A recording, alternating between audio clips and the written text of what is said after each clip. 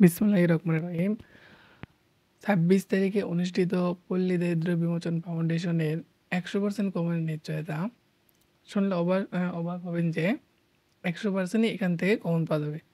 পদের নাম হচ্ছে সহকারী হিসাবরক্ষক কর্মকর্তা। প্রশ্ন কাঠামো কীরকম আসতে পারে? যেহেতু সহকারী হিসাবরক্ষক কর্মকর্তা, এখান থেকে বাংলা থেকে দেবে ১০ মার্ক, গণিত থেকে দেবে হচ্ছে ১০ মার্ক, ইংরেজি থেকে দেবে হচ্ছে ১০ মার্ক, সাধারণ জ্ঞান থেকে ১০ মার্ক। এই হচ্ছে টোটাল ৪০ মার্ক। আর বিষয়ভিত্তিক দেবে ৪০ মার্ক।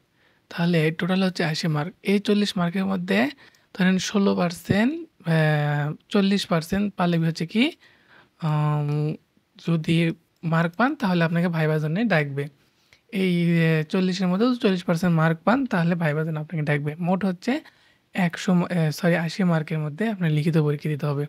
সবচাইতে গুরুত্বপূর্ণ হচ্ছে, আমি যেহেতু আজকে সাজেশন নিয়ে আলোচনা করব, কীভাবে কী, কী পরীক্ষাতে আসবে বিষয়ভিত্তিক টপিক নিয়ে আলোচনা করব। পুরোটা একদম বিস্তারিত ১ ঘন্টার মধ্যে পুরো পরীক্ষার কোর্স কমপ্লিট হয়ে যাবে আপনার। এই ১ ঘন্টা যদি ভিডিও দেখতে পারেন। এই পল্লী দারিদ্র্য বিমোচনের মাননীয় উপদেষ্টা হচ্ছে আসিফ মাহমুদ সজীব ভূঁইয়া। খুবই গুরুত্বপূর্ণ। উপদেষ্টা হচ্ছে কি? মাননীয় উপদেষ্টা হচ্ছে আসিফ মাহমুদ সজীব ভূঁইয়া। আ স্থানীয় সরকার বা পল্লী উন্নয়ন ও সমবায় মন্ত্রণালয়ে আছে। আর বিষয়ভিত্তিকের মধ্যে যেটা সবচেয়ে গুরুত্বপূর্ণ, জিএপিপি এর পুনরূপ generally accepted accounting principle, GASB governmental accounting standard board, IFRS international financial reporting standard, ICMAB মানে institute of cost and management accountants of Bangladesh. এগুলো যেহেতু পল্লী দারিদ্র্য বিমোচন ফাউন্ডেশনের একটা পরীক্ষা, সেটা হচ্ছে তার মানে এই পল্লী দারিদ্র্য বিমোচন ফাউন্ডেশন সম্পর্কে আপনাকে বিস্তারিত একটা কি ধারণা থাকতে হবে। যেমন পল্লী দারিদ্র্য বিমোচন ফাউন্ডেশন বা পিডিবিএফ এর সংক্ষিপ্ত রূপ হচ্ছে কি পিডিবিএফ, পল্লী দারিদ্র্য বিমোচন ফাউন্ডেশন। এই ফাউন্ডেশন সম্পর্কে আরও কিছু তথ্য সেটা হচ্ছে দারিদ্র্য বিমোচন সারা বিশ্বের মতো বাংলাদেশেও সর্বাধিক অগ্রাধিকার প্রাপ্ত একটি কার্যক্রম। সারা দেশের মতন বাংলাদেশের কি দারিদ্র্য বিমোচনে আছে অগ্রাধিকারপ্রাপ্ত একটি কার্যক্রম। এই কার্যক্রমকে সফলভাবে পরিচালনার লক্ষ্যে গণপ্রজাতন্ত্রী বাংলাদেশ সরকার কর্তৃক ১৯৯৯ সালে নভেম্বর মাসে জাতীয় সংসদ গৃহীত আইনের মাধ্যমে পল্লী তো জাতীয় সংসদে গৃহীত আইনের মাধ্যমে কিন্তু তৈরি হয়েছে পল্লী দারিদ্র্য বিমোচন ফাউন্ডেশন বা পিডিএফ প্রতিষ্ঠা করা হয়। তার মানে বোঝানো, গণপ্রজাতন্ত্রী বাংলাদেশ সরকার ১৯৯৯ সালে এই পল্লী দারিদ্র্য বিমোচন ফাউন্ডেশনটা কী করে? প্রতিষ্ঠা করে। পিডিবিএফ একটি সংঘবিধি স্বশাসিত, অমুনাফাভোগী, অনির্ভরশীল, নন ব্যাংকিং আর্থিক প্রতিষ্ঠান। মানে এই পিডিবিএফ একটি সংবিধিবদ্ধ, স্বশাসিত, অমুনাফাভোগী, এখানে কোনো মুনাফাকাঙ্ক্ষী, আত্মনির্ভরশীল, নন ব্যাংকিং আর্থিক প্রতিষ্ঠান। আচ্ছা, পিডিবিএফ সৃষ্টির গোড়ায় ছিল RD2 বা RPP বা RD12 প্রকল্প এবং পল্লী ভিত্তিহীন কর্মসূচি, যা ১৯৮৪ সাল থেকে বাংলাদেশের পল্লী উন্নয়ন বোর্ড BRDB বা কানাডিয়ান সিডার আর্থিক ও কারিগরি সহায়তায় এই প্রকল্প বাস্তবায়ন করে আসছিল। মানে ১৯৮৪ সাল থেকে বাংলাদেশের পল্লী উন্নয়ন বোর্ড BRDB বা কানাডিয়ান সিডার আর্থিক বা কারিগরি সহায়তায় এই প্রকল্পগুলো বাস্তবায়ন করে আসছিল। সরকারি সেক্টরে এগুলোই সর্বপ্রথম ভিত্তিহীন কল্যাণ প্রোগ্রাম, যা পরবর্তীতে পল্লী দারিদ্র্য বিমোচন ফাউন্ডেশন বা পিডিবিএফ নামে একটি স্বশাসিত স্থায়ী প্রতিষ্ঠা রূপান্তরিত হয়েছে। মাইক্রোফাইন্যান্স আন্দোলনে দেখানো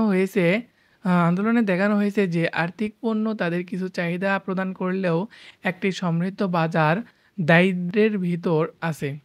দারিদ্রতা যে কোনো অর্থনীতি একটি সংক্রামক রূপ। পিডিবিএফ দেখিয়েছে যে তাদের চাহিদা পূরণ করার পাশাপাশি সহায়ক প্রতিষ্ঠান লাভবানও হতে পারে। পিডিবিএফ ক্ষুদ্র ঋণ এর পাশাপাশি ক্ষুদ্র উদ্যোক্তা ঋণ বা সেলফ পরিচালনা করে, যাতে করে গ্রামীণ বঞ্চিত মানুষের অর্থসামাজিক অবস্থার উন্নতি হয়। আবার পিডিবিএফ মানে পটভূমি, এই পিডিবিএফের হচ্ছে কি পটভূমি। পিডিবিএফ সৃষ্টি করা হয়েছিল RD2, মানে প্রথমে যখন তৈরি হয় তখন আসলে RD2 বা RPP। আর একটা নাম আসলো RD12 প্রকল্প এবং পল্লী ভিত্তিহীন কর্মসূচি। এটা ১৯৮৪ সাল থেকে বাংলাদেশের পল্লী উন্নয়ন বোর্ড বিআরডিবি কানাডিয়ান সিডার আর্থিক ও কারিগরি সহায়তা এর প্রকল্প বাস্তবায়ন করে আসছিল। মানে কানাডিয়ান সিডার আর্থিক বা কারিগরি সহায়তায় এই প্রকল্প বাস্তবায়ন করে আসছিল। সরকারি সেক্টরে এগুলোই সর্বপ্রথম ভিত্তিহীন কল্যাণ প্রোগ্রাম, যা পরবর্তীতে পল্লী দারিদ্র্য বিমোচন ফাউন্ডেশন বা পিডিবিএফ নামে একটি স্বায়ত্তশাসিত স্থায়ী প্রতিষ্ঠানে রূপান্তরিত হয়েছে। মানে এইগুলোই ভিত্তিহীন কল্যাণ প্রোগ্রাম, যা পরবর্তীতে পল্লী দারিদ্র্য বিমোচন ফাউন্ডেশনে পিডিবি নামে একটি স্বশাসিত স্থায়ী প্রতিষ্ঠানে রূপান্তরিত হয়েছে। আচ্ছা, রূপকল্প বা ভিশন। দরিদ্র ও সুবিধাবঞ্চিত মানুষের অর্থসামাজিক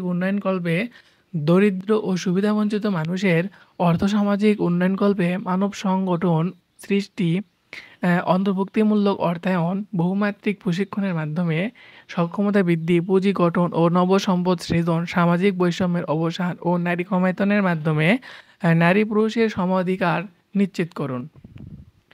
অভিলক্ষ্য, এগুলোর কি লক্ষ্য ছিল আছে? দরিদ্র ও অসুবিধাগ্রস্ত জনগোষ্ঠীকে নিয়ে নতুন মানব সংগঠন সৃজন ও সামাজিক বিনির্মাণ, নেতৃত্ব বিকাশে সামাজিক উন্নয়নের প্রশিক্ষণের মাধ্যমে সংগঠনের সদস্যদের মানুষ কাঠামো পরিবর্তন, বিভিন্ন আয় উৎসরি বৃত্তিমূলক ও প্রায়োগিক প্রশিক্ষণের মাধ্যমে সদস্যদের ক্ষমতায়ন উন্নয়ন, প্রতিষ্ঠানের সকল কার্যক্রম নারীর প্রতি অনুকূল দৃষ্টিভঙ্গি পোষণ ও নারী ক্ষমতায়নের লক্ষ্যে ইতিবাচক কার্যক্রম বা ইফেক্টিভ অ্যাকশন গ্রহণ, সংগঠিত দরিদ্র ও অসুবিধাগ্রস্ত জনগোষ্ঠীকেও জীবিকা আরোহণের ঋণ সহায়তা প্রদান, উদ্দীপনের লক্ষ্যে ক্ষুদ্র উদ্যোক্তা ও নারী উদ্যোক্তা ঋণ কার্যক্রম পরিচালনা, ক্ষুদ্র কুটির ও মাঝারি শিল্প প্রসারে কোভিড প্রণোদনা ঋণ কর্মসূচি পরিচালনা, পল্লী বিপণনের সৃজনের মাধ্যমে গ্রামীণ পণ্য বিপণন কেন্দ্র স্থাপন ও বিপণন সংযোগ বিস্তৃতকরণ, কৃষিতে নতুন পদ্ধতি ও প্রযুক্তি প্রবর্তন, নতুন কৃষি পণ্যের প্রসার, উৎপাদন বৃদ্ধি ও প্রাকৃতিক দুর্যোগের ক্ষয়ক্ষতি হ্রাসের লক্ষ্যে অভিঘাত সহনশীল প্রয়াস গ্রহণের জন্য কৃষি জীবিকায়ন ঋণ কর্মসূচি পরিচালনা, অভিঘাত সৃজনশীল নিরাপদ আবাসনের জন্য সহজ শর্তে আবাসন ঋণ প্রকল্প প্রবর্তন, বিভিন্ন সঞ্চয় পরিকল্পের মাধ্যমে সুফল ভোগীদের সাপ্তাহিক ও মাসিক কিস্তি ভিত্তিতে সঞ্চয়ের অভ্যাস গড়ে তোলা, পুঁজি গঠন, বিনিয়োগ, সঞ্চয় বৃদ্ধি ও নিজস্ব সম্পদ সৃজন, বিভিন্ন সরকারি, বেসরকারি, জাতীয় ও আন্তর্জাতিক প্রতিষ্ঠানের সাথে পারস্পরিক সহযোগিতার মাধ্যমে বহুমাত্রিক পল্লী উন্নয়নের প্রয়াস গ্রহণ ও বাস্তবায়ন, পল্লী বিপণন, মানুষের জীবনে মান উন্নয়ন ও দারিদ্র্য বিমোচন বিষয়ক প্রকল্প গ্রহণ করা এবং সুস্থায়ী উন্নয়নের ধারাবাহিকতা নিশ্চিতকরণ এবং নতুন প্রজন্মের ক্ষুদ্র ঋণ ও সঞ্চয় প্রয়াসে আনুষঙ্গিক হিসেবে গ্রামীণ দরিদ্র কর্মসৃজন, শিক্ষার সুযোগ প্রসার, স্বাস্থ্য সুবিধা ব্যাপকতা করা, নবায়নযোগ্য জ্বালানির মাধ্যমে পল্লী জনপথ আলোকিতকরণ এবং আনুষঙ্গিক অন্যান্য ক্ষেত্রে প্রতিষ্ঠানের কর্মপরিসর বিস্তৃতকরণ। মানে মূল কথা হলো, এই দারিদ্র্য বিমোচনের মূল লক্ষ্য হচ্ছে দরিদ্র জনগোষ্ঠীর মানোন্নয়ন, জীবন উন্নয়ন, অর্থনৈতিক সমৃদ্ধিশীল করে তোলা, তাদের শিক্ষার সুযোগ সুবিধা করে দেওয়া, স্বাস্থ্যের সুযোগ সুবিধা উন্নতি করা, মানুষের গরিব বা পল্লী বিভিন্ন মানুষের জীবনের উন্নয়ন ও দারিদ্র্য বিমোচন বিষয়ক প্রকল্প গ্রহণ করা যেতে পারে। আবার নারী ক্ষমতায়ন বৃদ্ধি করা যেতে পারে। আঘাতহীন সহজে নিরাপদ অবসরের জন্য সহজ শর্তে আবাসন ঋণ প্রকল্প, সহজ শর্তে এগুলো ঋণ দিয়ে বহুমাত্রিক উন্নয়নশীল করে দেওয়া যায়। এগুলো খুবই গুরুত্বপূর্ণ, এই অভিলক্ষ্য, রূপকল্প। হ্যাঁ, তারপরে আসি যেগুলো এই 40, আমি এরপরে কিন্তু বিষয়ভিত্তিকও আলোচনা করবো ইনশাল্লাহ। বিষয়ভিত্তিক আলোচনা করব, তারপর বিভিন্ন ধরনের ওদের 10 মার্ক যে 40 মার্কের যে প্রশ্ন আসবে এগুলো সম্পর্কে আলোচনা করব।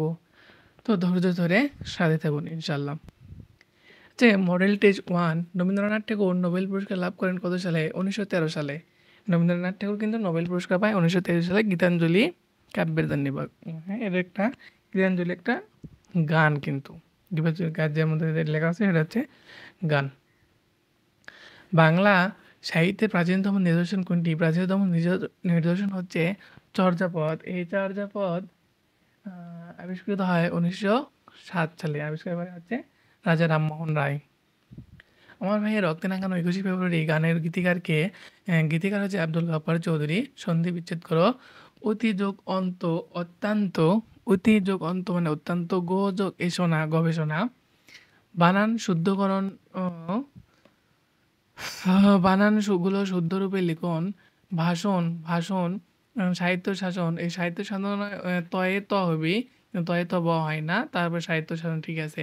ব্যাস বাক্য সমাস নির্ণয় করো। সিংহ চিহ্নিত আসন, এটা কর্মধারয় সমাস। সিংহাসন মানে কি সিংহ চিহ্নিত আসন কর্মধারয় সমাস। শতাব্দী, শত অব্দের সমাহার, তার মানে দ্বিগু সমাস। শত অব্দের সমাহার, দ্বিগু সমাস। নীলকণ্ঠ, নীলকণ্ঠ যার বহির্ব্রীহি সমাস। নীলকণ্ঠ মানে নীলকণ্ঠ যার বহির্ব্রীহি সমাস। শব্দে, শত অব্দের সমাহার দ্বিগু সমাস। সিংহাসন, সিংহ চিহ্নিত আসন কর্মধারয় সমাস। শতাব্দী, শত শব্দে অব্দের সমাহার দ্বিগু সমাস। নীলকণ্ঠ, নীলকণ্ঠ যার বহির্ব্রীহি সমাস। কারক ও বিভক্তি নির্ণয় করুন। সজীব ফুটবল খেলে, এখানে কে ফুটবল খেলে? সজীব ফুটবল খেলে, তার মানে কি কর্তৃকারকে শূন্য। ডাক্তার ডাক কর্মকারকে শূন্য বিভক্তি। ডাক্তার ডাক মানে ডাক্তারকে ডাকার কথা বলছে, কাকে ডাক? ডাক্তারকে ডাক, তার মানে কর্মকারকে শূন্য বিভক্তি। লোকে বলে কর্তৃকারক, কে বলে? লোকে বলে, তার মানে কি কর্তৃকারক। কে দ্বারা প্রশ্ন করলে যেটা পায় সেটা হচ্ছে কি কর্তৃকারক। কাকে বলে? কে বলে? লোকে বলে। আচ্ছা, এখন কথা হলো কর্তৃক কে কাজ করছে বা কে অথবা কারা দ্বারা প্রশ্ন করলে পায় হচ্ছে কর্তৃকারক। আর কি অথবা কাকে দ্বারা প্রশ্ন করলে কর্মকারক পায়, কি পায়? কর্মধারক। কাকে ডাক, কাকে, কি অথবা কাকে দ্বারা প্রশ্ন করলে কি পায়? কর্মকারক। কি অথবা কারা দ্বারা প্রশ্ন, কে অথবা কারা দ্বারা প্রশ্ন করলে পায় হচ্ছে, কে অথবা কারা দ্বারা প্রশ্ন করলে পায় হচ্ছে কর্তৃকারক। কে, কি আর কাকে দ্বারা প্রশ্ন করলে পায় হচ্ছে কর্মকারক। কিসের সাহায্যে, কি দিয়ে, কি উপায় দিলে করণকারক হয়? কিসের সাহায্যে, কি উপায়ে, তারপর কি উপায়ে বা কি দিয়ে, এগুলো দ্বারা প্রশ্ন করলে পায় কি করণকারক। আচ্ছা, এক কথায় প্রকাশ করো। অতি শীত নয়, অতি উষ্ণ নয়, নাতিশীতোষ্ণ। অকাল পেকেছে যে, অকাল পক্ষ। কবর নাটকটি রচয়িতা কে? মনির চৌধুরী। কবর নাটকটি রচয়িতা হচ্ছে মনির চৌধুরী। কবর নাটকটি রচয়িতা মনির চৌধুরী। বিভিন্নবার পরীক্ষাতে এসেছে, আবার আসছে পরীক্ষাতে ইনশাল্লাহ। বঙ্গবন্ধুকে নিয়ে রচিত দুটি গ্রন্থের নাম লেখো। শেখ মুজিব আমার পিতা, মুজিব ভাই। আচ্ছা, এগুলো আর দরকার নাই, তেমন একটা শেখ মুজিবের দরকার নাই। বিখ্যাত দুজন সাহিত্যিক ও তাদের সাহিত্যকর্ম সম্পর্কে সংক্ষেপে লিখুন। এরা হচ্ছে হাসান হাফিজুর রহমান, সাহিত্যকর্ম বিমুখ প্রান্তর। আব্দুল্লাল মামুন, সাহিত্যকর্ম যে সুবচন নির্বাসনে। কোন দেশ বাংলা ভাষাকে তাদের অন্যতম রাষ্ট্রভাষা স্বীকৃতি দিয়েছে? এটা হচ্ছে সিয়েরা লিওন বাংলা ভাষাকে তাদের অন্যতম রাষ্ট্রীয় হিসেবে স্বীকৃতি দিয়েছেন। সিয়েরা লিওন বাংলা ভাষাকে অন্যতম রাষ্ট্রভাষা হিসেবে স্বীকৃতি দিয়েছে। Sierra Leone. ওআইসি এর পুনরূপ কি? এই যে ওআইসি খুবই গুরুত্বপূর্ণ, অনেক কারণ এই ওআইসি কিন্তু বিভিন্নবার পরীক্ষাতে এসেছে, আবার পরীক্ষাতে আসবে। যেমন ওআইসি এর পুনরূপ হচ্ছে অর্গানাইজেশন অফ ইসলামিক কোঅপারেটিভ। ওআইসির পুনরূপ হচ্ছে অর্গানাইজেশন অফ ইসলামিক কোঅপারেটিভ ও কোঅপারেশন। তাহলে organisation of Islamic organisations of Islamic cooperation. Organisation of Islamic cooperation. বাংলাদেশের সর্বোচ্চ আইন কোনটি? সংবিধান। বাংলাদেশের সর্বোচ্চ আইন হচ্ছে কি? সংবিধান। ঢাকা মুক্তিযুদ্ধকালে কত নম্বর সেক্টরের অধীনে ছিল? 2 নম্বর। ঢাকা ছিল 2 নম্বর সেক্টরের অধীনে ছিল। কোন দেশের সাথে বাংলাদেশের আন্তর্জাতিক সীমানা রয়েছে? একটা ভারত আর মিয়ানমার, 2 দেশের সাথে রয়েছে। ভারতের সাথে হচ্ছে 30টে, যেহেতু সীমান্তবর্তী জেলা হচ্ছে বাংলাদেশের 32টে। আর এই 32টে জেলার মধ্যে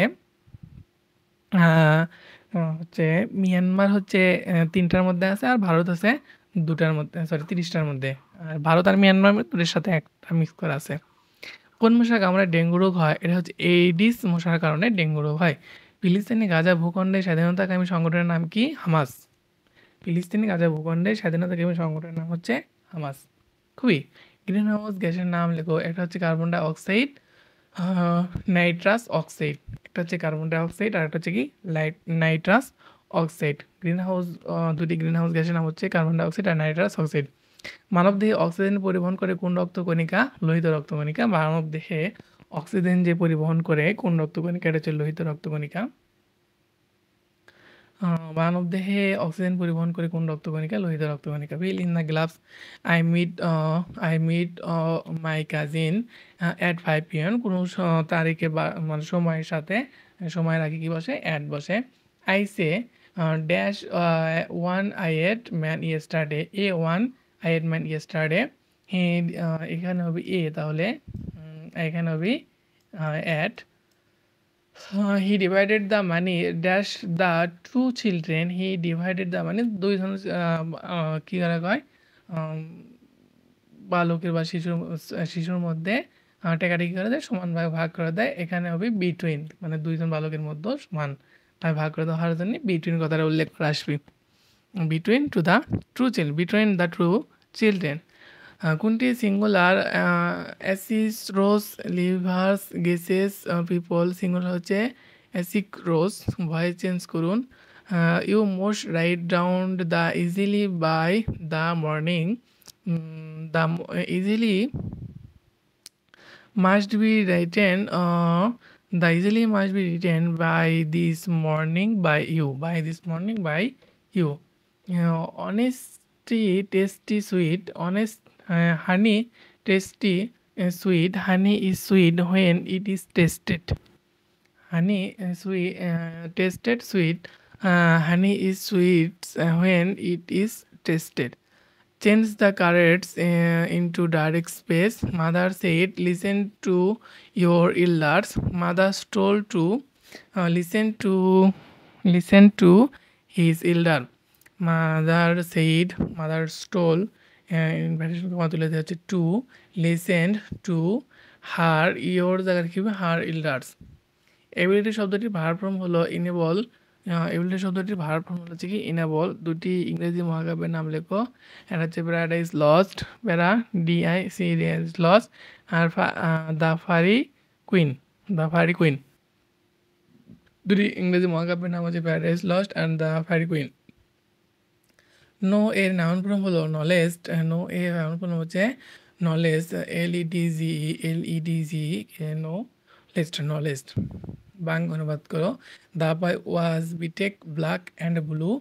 ছেলেকে বেদাম প্রহার করা হয়েছিল। বেদাম ব্ল্যাক অ্যান্ড ব্লু বলতে বিটেন্ড ছেলেটিকে বেদাম প্রহার করা হয়েছিল। The was beaten black and blue মানে প্রহার করা হয়েছিল, বেদম প্রহার করা হয়েছিল। It has been drizzling since morning, সকাল থেকে গুড়ি গুড়ি বৃষ্টি হচ্ছে। Drizzling, it has been drizzling since morning, সকাল থেকে গুড়ি গুড়ি বৃষ্টি হচ্ছে। ট্রান্সলেট ইন ইংলিশ, রাত জায়গা স্বাস্থ্যের জন্য ভালো নয়। Keep late hours is not good for health. Keep late hours is not good for health. পৃথিবী সূর্যের চারপাশে ঘুরে। The earth moves around the sun. The earth moves around the sun. পৃথিবীর চারপাশে ঘুরে। দ্য মুভস মানে করে অ্যারাউন্ড, দ্য মুভস ঘোরা ইংরেজি হচ্ছে moves around the San, moves around the সান। বাংলাদেশে 1971 সালে স্বাধীনতা লাভ করে। Bangladesh becomes independence in, Bangladesh 1971 সালে স্বাধীনতা লাভ করে। বিকাম মানে লাভ করা, তাহলে Bangladesh becomes independent in 1971। Bangladesh become মানে লাভ করা, Bangladesh become independent in 1971, Bangladesh স্বাধীনতা লাভ করে। The earth moves around the সান, পৃথিবী সূর্য পৃথিবীর চারিদিকে, পৃথিবী দ্য আর্থ মুভস মানে ঘোরা, আর অ্যারাউন্ড মানে চারপাশে, দ্য সান মানে সূর্যের চারপাশে ঘোরে। বাংলাদেশ 1971 সালে স্বাধীনতা লাভ করে। Bangladesh become independence in 1971। 100 টাকায় 10টি ডিম কিনে একই টাকায় 4টি ডিম বিক্রয় করলে শতকরা কত লাভ? 100 টাকায় যদি কী হলে কয় 100 টাকায় যদি 100টা ডিম কেনে, ওই একই টাকায় 4টি ডিম বিক্রি করলে 100টা ডিম কিনছে, মানে 10টা ডিম কিনে একটা ডিম বিক্রি করেছে হচ্ছে 25 টাকা। একটা ডিম কিনেছে 40 টাকা, বিক্রি করেছে 25 টাকা, লাভ হচ্ছে 15 টাকা। তাহলে 1 টাকায় লাভ যদি হয় 15 টাকা, একটি ডিম বিক্রি লাভ করে 15 টাকা, 100 টাকায় বিক্রি করলে লাভ হবে কত? এত টাকা, 150 টাকা। ও বুঝতে পারছি। আচ্ছা, তাহলে শতকরা লাভ কত? মানে লাভ করছি 15 টাকা, একটা ডিম বিক্রি করে লাভ করছি 15 টাকা, শতকরা মানে 100 100 গুণ একশো কি গুণ, তাহলে তো 150 হয়ে যাচ্ছে। 1500 একশো গুণ করলে কত হয়? 150। 150 টাকা লাভ না কত টাকা? 150 টাকা। ও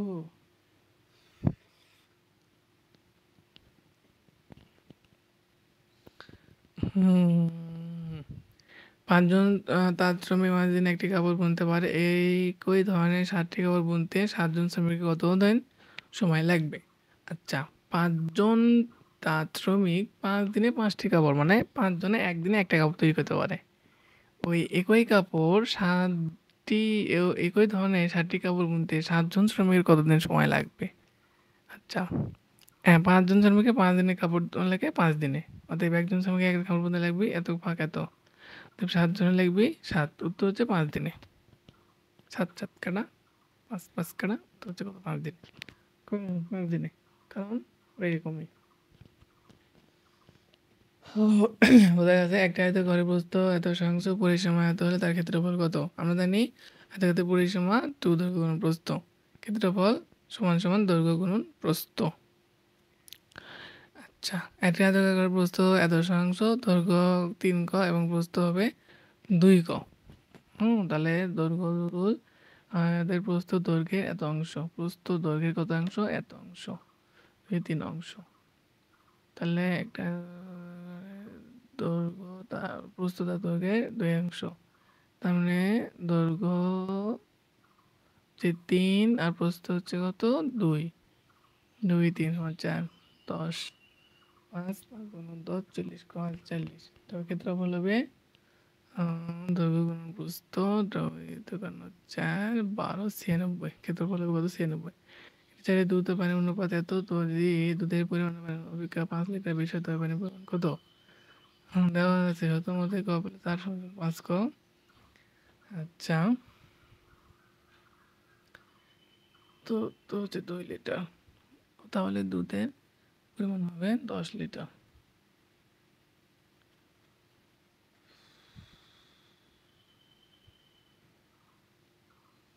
মডেল 2 এরকম করে আরও অনেকগুলো আছে। তো এইগুলা যারা আমাদের নিতে চান অবশ্যই কমেন্ট করে জানাবেন। সাথে বিষয়ভিত্তিক যে আলোচনাগুলো আছে ওগুলাও কি আমাদের আলোচনা করা হবে। এতে দারিদ্র্য বিমোচন একটু পড়ি। দারিদ্র্য বিমোচন সম্পর্কে খুবই গুরুত্বপূর্ণ, এটা পড়া লাগবে। মাইক্রো ক্রেডিট যারা প্রশ্নগুলো নিতে চান অবশ্যই আমার থেকে নিতে পারেন। আমি আপনাদের সেন্ড করে দেবো ইনশাল্লাহ, যেহেতু আর বেশি সময় নাই। তো আপনারা পিডিএফগুলো সংগ্রহ করে পড়তে পারবেন। মাইক্রো মাইক্রো শব্দের অর্থ হচ্ছে মাইক্রো শব্দের অর্থ ক্ষুদ্র আর ক্রেডিট শব্দের অর্থ ঋণ।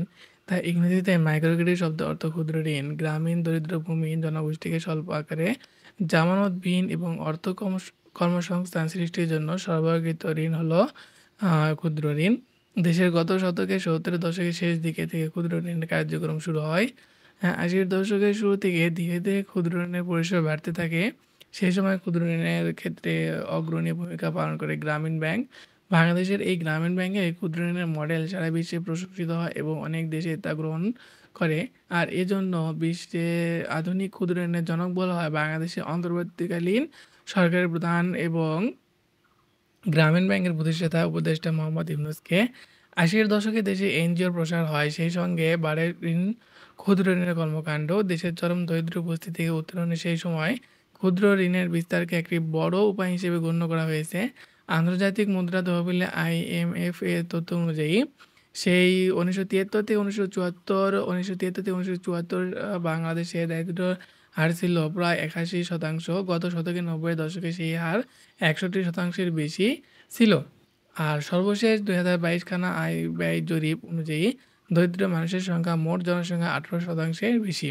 আর দরিদ্র থেকে বাংলাদেশের মানুষ ক্রমে যে উন্নতি করেছে তার পেছনে সরকারি বেসরকারি নানা তৎপরতা রয়েছে, বিশেষ করে ক্ষুদ্র ঋণের। ক্ষুদ্র ঋণ কর্মসূচির মূল উদ্দেশ্য হলো দরিদ্র বিমোচন এবং নারী ক্ষমতায়ন। Micro credit regulatory authority MRA 2023 সালের বার্ষিক প্রতিবেদন অনুযায়ী তাদের নিবন্ধিত ক্ষুদ্র ঋণদাতা প্রতিষ্ঠানগুলোর ঋণ গ্রহীতাদের মধ্যে 90%-ই নারী। এর সামাজিক গুরুত্ব আছে, অর্থাৎ নারী ক্ষমতায়নে এই ঋণের ভূমিকা রয়েছে। ধনী গরিবের এই বৈষম্য নিরসনে এই ঋণের ভূমিকা রয়েছে। দরিদ্র জনগোষ্ঠী ঋণ গ্রহণ করে সামাজিক ও অর্থনৈতিক কর্মকাণ্ড ও নিজেদের সাথে সম্পৃক্ত করার কারণে তাদের আয় বৃদ্ধি পেয়েছে এবং তাদের আর্থিক নিরাপত্তা নিশ্চিত হয়েছে, যা টেকসই উন্নয়নের সহায়ক ভূমিকা পালন করে। বর্তমানে ঋণ দানের বিধান পরিবর্তন করে মাঝারি উদ্যোক্তাদেরও মোট ঋণের 60% দেওয়া হয় আর ক্ষুদ্র উদ্যোক্তারা পান বাকিটা। তাছাড়া বাংলাদেশে উন্নয়ন গবেষণা প্রতিষ্ঠান এক প্রতিবেদনের উল্লেখ করা হয়েছে যে ক্ষুদ্র ঋণের মাধ্যমে 2019 সালে প্রায় 10 লক্ষ নতুন কর্মসংস্থান সৃষ্টি হয়েছে। তাই ক্ষুদ্র ঋণের যথাযথ এবং টেকসই ব্যবহারের মাধ্যমে দারিদ্র্যমুক্ত এবং সমৃদ্ধ দেশ গঠনে এগিয়ে যেতে হবে। ডক্টর মোহাম্মদ ইউনুস ডক্টর মোহাম্মদ ইউনুস চট্টগ্রাম জেলার হাটহাজারী উপজেলার বাথুয়া গ্রামের 1940 সালে 28 জুন জন্মগ্রহণ করেন। ডক্টর মোহাম্মদ ইউনুস চট্টগ্রাম জেলার হাটহাজারী উপজেলার বাথুয়া গ্রামে 1940 সালে 28 জুন জন্মগ্রহণ করেন। পিতার পেশায় জহুরি, পিতার নাম হাজিদুল্লাহ মিয়া সওদাগর এবং মাতার নাম সুফিয়া খাতুন। দুই ভাই ও নয়টা বোন। দুই ভাই ও 9 বোনের মধ্যে ডক্টর মোহাম্মদ ইউনুস ছিলেন তৃতীয়। তিনি মাধ্যমিক এবং উচ্চ মাধ্যমিক পড়ালেখায় চট্টগ্রাম থেকে সম্পন্ন করেন এবং 1957 সালে তিনি ঢাকা বিশ্ববিদ্যালয়ে অর্থনীতি বিভাগের সম্মান শ্রেণীতে ভর্তি হন এবং সেখান থেকে বিএ এবং এমএ সম্পন্ন করেন। পরবর্তীতে 1962 সালে চট্টগ্রাম কলেজে অর্থনীতির প্রভাষক হিসেবে যোগদান করেন। 1962 সালে কিন্তু চট্টগ্রাম কলেজে প্রভাষক হিসেবে যোগদান করেন এবং মাধ্যমিক এবং উচ্চ মাধ্যমিক লেখাপড়া চট্টগ্রাম থেকে সম্পন্ন করেন এবং 1957 সালে ঢাকা বিশ্ববিদ্যালয়ের অর্থনীতি বিভাগের সম্মান শ্রেণীতে ভর্তি হন। অর্থনীতি বিভাগে সম্মান শ্রেণীতে ভর্তি হন এবং সেখান থেকে বিএ এবং এমএ সম্পন্ন করেন। তার মানে মাধ্যমিক উচ্চ মাধ্যমিক চট্টগ্রাম থেকে সম্পন্ন করছে এবং ঢাকা থেকে এমএ এবং বিএ সম্পন্ন করে ঢাকা বিশ্ববিদ্যালয় থেকে। পরবর্তীতে 1962 সালে চট্টগ্রাম কলেজে অর্থনীতির প্রভাষক হিসেবে যোগদান করেন। তিনি যুক্তরাষ্ট্র থেকে 1969 সালে অর্থনীতিতে পিএইচডি ডিগ্রি লাভ করেন।